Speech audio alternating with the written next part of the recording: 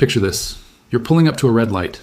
You gently tap the brake pedal and suddenly, eek!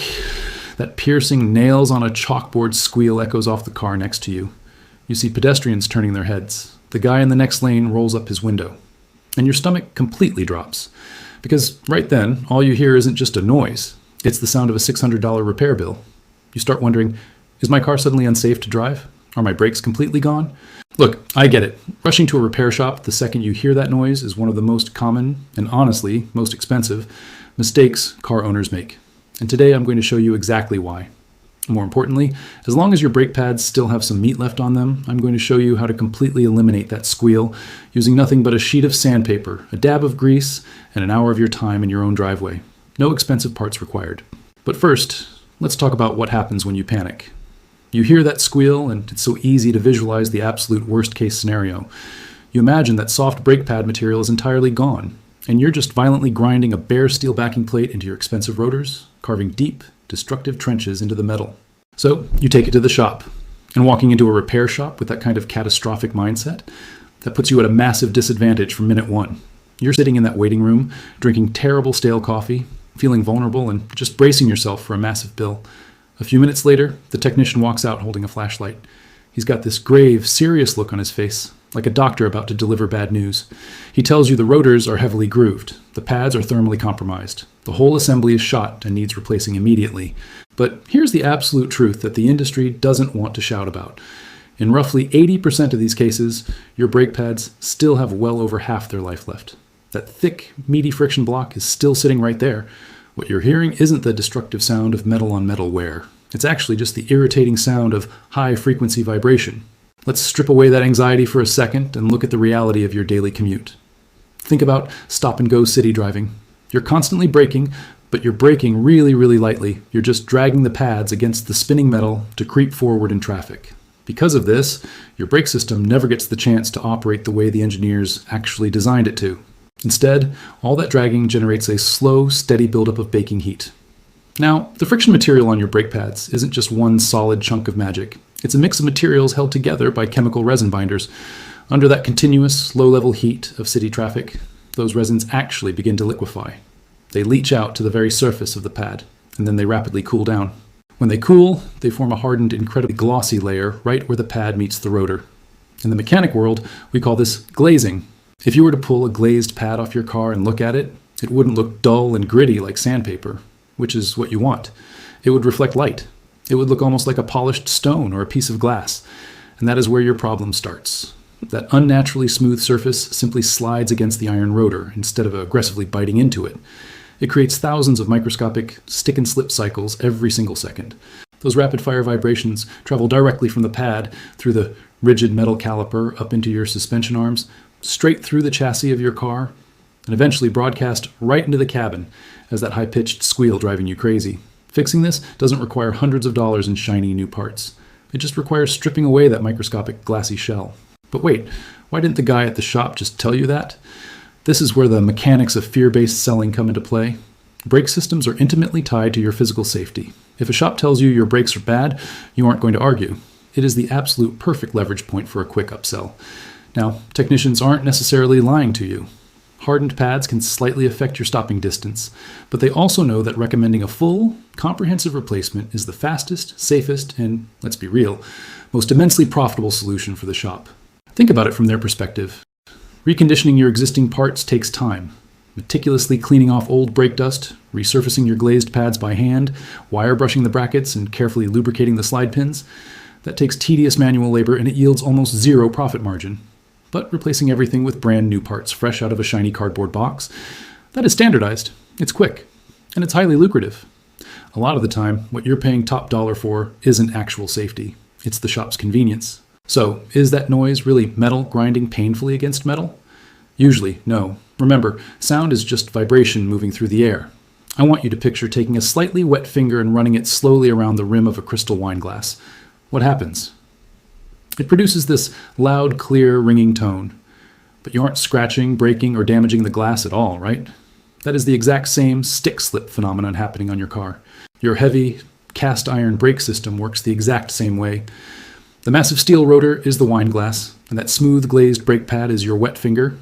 When it slips and grips at a high frequency, it generates harmonic vibrations that get amplified by the car's metallic structure, turning your wheel well into an acoustic guitar body. Trust me, if your pads were truly worn down to the bare metal, you wouldn't hear a clean, high-pitched squeak. You would hear a deep, guttural, terrifying grinding noise, and you wouldn't just hear it. You would feel a rough, pulsing sensation physically shaking your foot through the brake pedal. So, if you're only hearing a squeak and you look through the spokes of your wheel and see a few millimeters of dark pad material left, take a deep breath. Your brakes aren't failing, they're simply out of tune. And that glazed, glass-like layer on the pad, it absolutely kills your stopping friction. Trying to stop a car with glazed pads is exactly like trying to run on a smooth sheet of winter ice while wearing hard, leather-soled dress shoes. There is zero bite, just sliding, instability, and a whole lot of noise. This is why so many people reluctantly pay the steep bill for new pads, only to drive away and have the exact same infuriating noise returned 3 weeks later. It drives people crazy, and it happens because the shop completely ignored the underlying harmonic issues. First, they didn't dampen the vibration path. The bare metal back of the brake pad sits right against the steel caliper piston.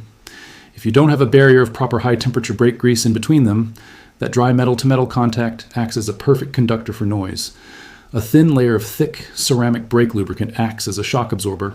It literally swallows those high-frequency vibrations before they can become sound. Second, if you slap fresh, brand new pads onto a heavy rotor that is still covered in burnt resin deposits from the old pads, you instantly infect the new pads. You go straight back to the glazing problem. So, let's break the cycle. Let's fix it right now for less than the price of your morning coffee. Here is your game plan. Go to the hardware store and grab a sheet of coarse sandpaper. 80 to 120 grit is perfect. Then grab a small packet of proper high-temperature ceramic brake grease. Safely jack up the car, take off the wheel, and unbolt the caliper. Slide the brake pads out and look at the friction surface under a good light. If it reflects light and feels perfectly smooth, you've got glazing. Take your sandpaper and lay it face up on a perfectly flat surface. A piece of thick glass or a solid workbench works great. Now, press the pad face down onto the paper and sand it aggressively in a figure 8 motion. Do not skip the figure 8. This specific motion is crucial because it ensures you are removing material totally evenly across the block. It stops you from accidentally sanding the pad at a slanted angle. Give it a few firm, heavy passes and lift it up. The surface will look completely different. That shiny mirror finish will be totally gone, replaced by a dull, textured matte gray finish with little metal flakes exposed. That raw, gritty texture, that is exactly what you want. Take the sandpaper and just lightly scuff the sharp outer edges of the pad to create a tiny slant or chamfer. This stops the leading edge from biting too hard and squeaking. Next, grab a wire brush. Clean the metal backing plate of any caked-on dust. Then, apply a very thin, translucent layer of your high-temp grease to the back of the pad. Just enough to fill the microscopic scratches in the metal. Don't glob it on like peanut butter. You don't want it squeezing out onto the rotor. Put a tiny dab on the ears of the pad where it slides into the bracket, bolt everything back together, and torque your wheel. You're almost done. But pay close attention right now because this next step is the most critical part of the entire job. It's called the bedding in process. This one procedure determines whether your brakes will be dead silent for the next 50,000 miles or if they'll start screaming again by next Tuesday. Astonishingly, almost all daily drivers, and a shocking number of rushed professional mechanics, skip this entirely. A mechanic will usually hand you your keys and vaguely say, "Hey, take it easy on the brakes for the first few hundred miles." That is the absolute worst advice you can get. That overly gentle, babying approach is exactly what causes the resins to slowly overheat and glaze the pads all over again. Proper bedding involves using intense, controlled heat to aggressively melt a uniform, microscopic transfer layer of pad material directly into the pores of the bare iron rotor. Once they are properly bedded, your brakes aren't actually rubbing pad on bare metal anymore. They are rubbing pad on pad. That drastically improves your stopping power and completely kills harmonic noise. Here's how you do it like a pro. Find a safe, empty stretch of road or a deserted industrial park. No traffic behind you. Accelerate up to about 60 kilometers per hour. Now, press the brake pedal firmly and aggressively, use about 70 to 80% of your maximum leg strength, and slow the car down rapidly to about 10 kilometers per hour. You want the nose of the car to physically dive. Make those brakes work for it. But, and this is vital, do not come to a complete stop. If you stop completely with scorching hot brakes, you will bake a thick, uneven clump of pad material onto one single spot of the rotor, and your steering wheel will shake forever. Keep the wheels rolling. The second you hit 10 kilometers, immediately punch the gas, accelerate back up to 60, and repeat that hard braking cycle 8 to 10 times in rapid succession. As you do this, you're probably going to smell a distinct, nasty odor of burning resin filling the cabin. You might even see faint wisps of light blue smoke curling out from your wheel wells. Do not panic. Do not pull over. This is entirely normal. That smoke is the physical proof that the binding agents are burning off and your friction material is successfully transferring onto the hot rotor. After that final aggressive stop, just drive the car at a steady cruising speed for about 10 to 15 minutes without touching the brake pedal at all.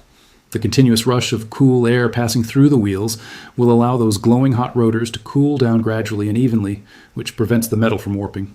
Once you pull back into your driveway and turn off the engine, congratulations. Your brake system is now properly conditioned and chemically mated. That embarrassing squeal at the red light, completely gone. The pedal is going to feel remarkably firmer under your foot, and your overall stopping power will be noticeably stronger. By taking an hour to understand the simple physics of your car, you didn't just save yourself $600. You took your power back from the mechanics of fear-based upselling. You gained a lasting, hands-on understanding of how your machine actually works. Next time a passenger flinches at a squeaking brake, you aren't going to feel that knot of anxiety in your stomach. You'll just smile, knowing it's nothing but a harmonic vibration begging for a sheet of sandpaper, a dab of grease, and a proper bedding in.